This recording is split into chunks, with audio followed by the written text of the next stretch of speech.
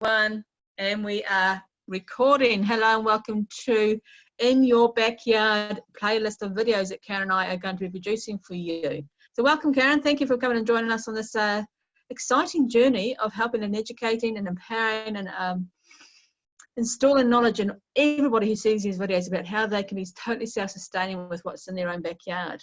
Yeah, it's very exciting because I think we forget, don't we? We forget when we're going out shopping or whatever, just grabbing stuff and everything else. But we've got amazing, amazing things in our backyard that we can use and can save the planet.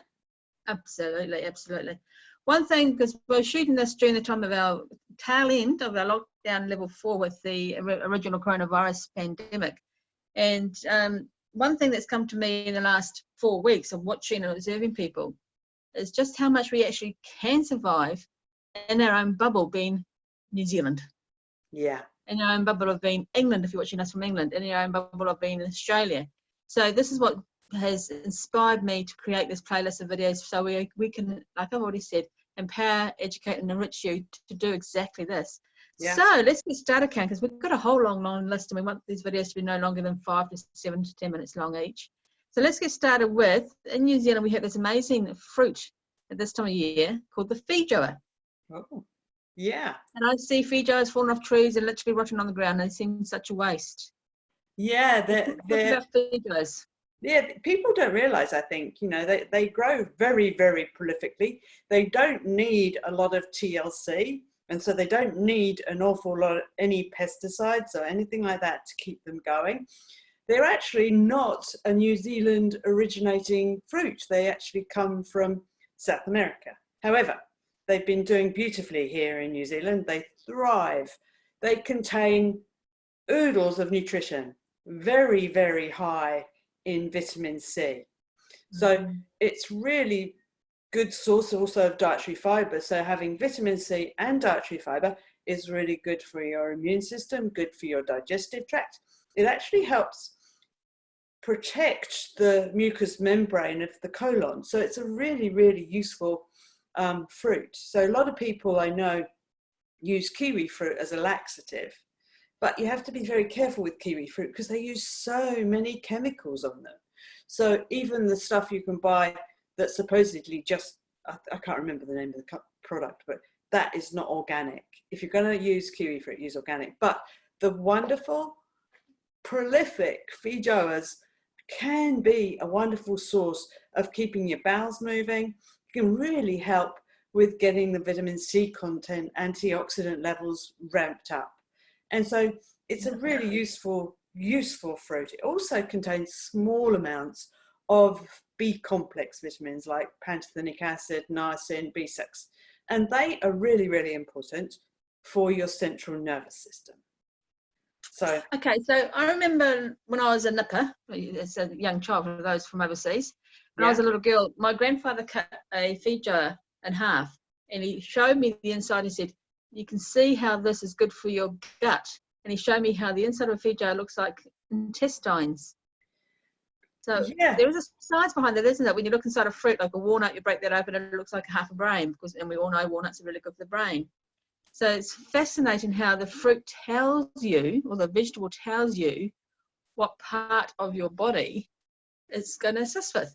Yes, it's really interesting because if you take that and you cut a carrot crosswise, it looks like a pupil, an iris.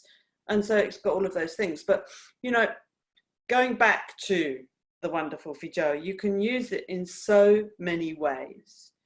You can make it into a juice. Not a big fan of juicing because you actually lose the fiber and you get too much sugar, because Fejoas do contain sugar. So I would put a proviso on that. So it can be juiced. You can cook it. You can add it to salads. You can add it to confectionery. So you can make it in muffins and cakes and things like that. You can puree it. And this is one of my favorites, is you can make jelly from it. And as you know, Stephanie, I'm a big fan of gelatin and collagen because it's so useful for our bodies. But if you put them two together, you've got a vitamin C jelly that can really taste delicious. You can get it in your children because they love jellies. And if you don't like wobbly jelly, you can make really stiff, chewy ones. So they're delicious chews. So Nice. make chutney as well, so you can make it last longer. So we've only got a shortish season for Fejoas, but you can make it go longer. So you can make it into chutney, and you can make it into pickles and things like that. You can also dehydrate it. So, you know, you've got so many ways of having it, and it's a really nice chewy consistency. So, and dehydrated and kept can then also be used in baking and everything else. And so Lovely. useful. And as far as expense goes, there's so many Fejoas that they literally, as I've already said, been dropping and just rotting on the ground. So you speaking nicely to your neighbourhood. Now, I know we're not out there talking to our neighbours face to face at the moment, but social media is spreading us all around the countryside. You can pick up a lot of Fejoas for free. I get bags of Fejoas delivered to my mailbox for me. Yes, I know. There's so many, and they go to waste. Like so many of the fruits here in New Zealand, you know, they just tend to drop on the ground. And we'll be talking about some of the others as we go through this. But Fejoas, don't forget to use them, guys, because they are so beneficial for you. And wonderful. Okay, so there ends our informative talk about the Fejoa. Please do not underestimate the benefit of Fejoas. They are copious. There's many Fejoas around. Children tend to absolutely love them. Very rich in vitamin C. You got some vitamin B products in there as well, which remind me, what's the benefit of vitamin B? It's for nervous system. B, central nervous system, skin, digestion, you name it, they're needed. You know, you need certain B vitamins for your adrenals, for example, for stress and anxiety. Yeah.